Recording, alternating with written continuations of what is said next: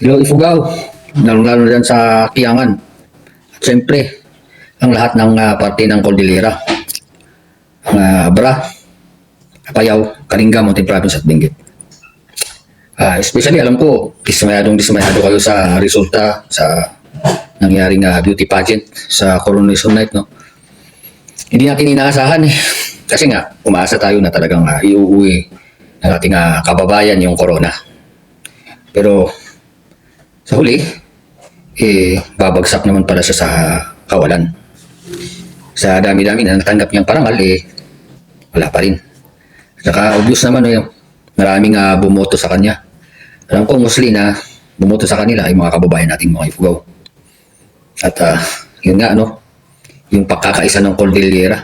Ako man din, amyado ako, napuyat ako sa panonood ng Coronation Night na yun. Kasi inaasahan ko na may uwi ng kababayan natin yung corona. Pero hindi. Kaya yun ang sabi ko ngayong pagkakaisa ng bawat Cordillerans. Kasi first time in history na nangyari ito na mayroon tayong kababayan na taga-Cordillera na nag-represent sa ating rehiyon. Hindi naman po kinakailangan kung limbawa yung kandidato ay taga-Benguet at ikaw ay taga-Kalinga ka, ay sasabihin mo na, ay taga-Benguet yan. Ano naman mapapala natin doon? Di kaya taga-Mountain Province ka, ano naman mapapala natin doon? Meron. Kasi doon at least makikilala yung tayo na taga-bundok. Kaya may papakita natin na kaya rin natin yung mga nagagawa ng iba na nagsasabi na tayong mababa ng bundok, namamalimos sa mga bayan-bayan, at saka sa ibang bagay ay mahina tayo. Kumbaga yung parang pagdi-discriminate pa, ikinukumpira tayo sa mga ita o kung ano man yun, mga badyaw. Pero hindi naman sa pagmamaliit sa mga ita at saka taga-badyaw, kasi masisibag din naman yung ngayon. Pero yung siyempre yung sinasabi nating identity natin ay talagang may pagkakaiba sa itsura, kultura o tradisyon. Yun at kaya nga sana kung mayroong ganito, yung mga Cordillerans ay makaisa sila, halimbawa sa botohan. Siyempre, ako kahit taga-Ifugao ako o taga-Kalinga ako, basta yung kandidato ay taga-Cordillera, ay susuporta po talaga ako. At least nga, merong taga-Cordillera sa atin na papasok at makilala din na kaya din natin yung mga ginagawa ng iba. Na kaya nating makipagsabayan sa kanila. So, wala. Sa huli. At least, proud tayo na Cordillera. Mayroong nag-represent sa ating rehiyon nga. Sabi ko, at least nakuha niya yung global. May pagkakataon pa upang mapasali ulit siya sa mas mataas na patimpalak. Lahat, yung mga kantsaw kasi, sa akin na mayroon daw taga-Kiangan, nanood siya. Nung nalaman daw na natalo si Miss Valerie Pawid West, ang kababayan niya ay hinubad niya daw yung kanyang uniforme.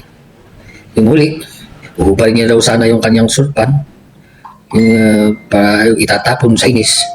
Pero na-realize niya na medyo masama na.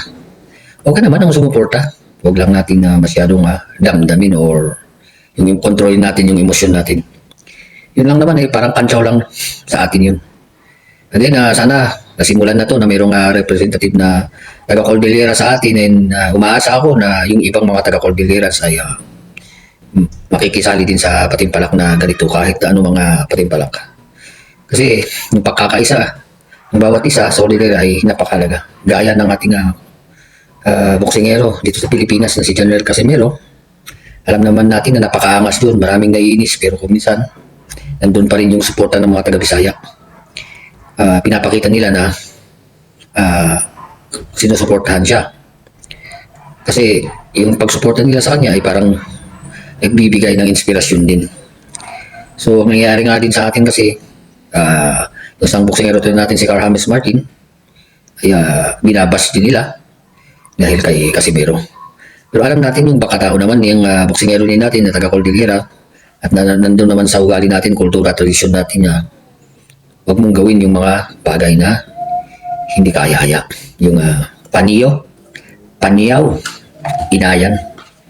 Kaya disiplinado ko talaga yung batang yun. Minsan hindi naman natin siya nakita na sumagot pa sa social media kahit ang dami-daming bus. Pero sa ating mga Cordillera, pakita din natin yung support natin sa isang buksigero natin. Yun lang po at maraming salamat kay Miss Pawid. Wes, good luck sa susunod na journey mo at sana makamit mo pa at alam kong mayroong plano ang Diyos na mas karapat dapat sa iyo. Ang iba sinasabi na luto na yung laban, nagsisimula pa lang luto na. Huwag na nating isipin yun mga kababayan nating mga taga-Cordilleras, especially dyan sa Ifugao. Kasi ganyan talaga ang patimpalak. May nananalo, may natatalo. Kasi kung walang manalo, patas ang laban. Lahat ay panalo. Lahat ay talo. Yun lang at maraming salamat ulit.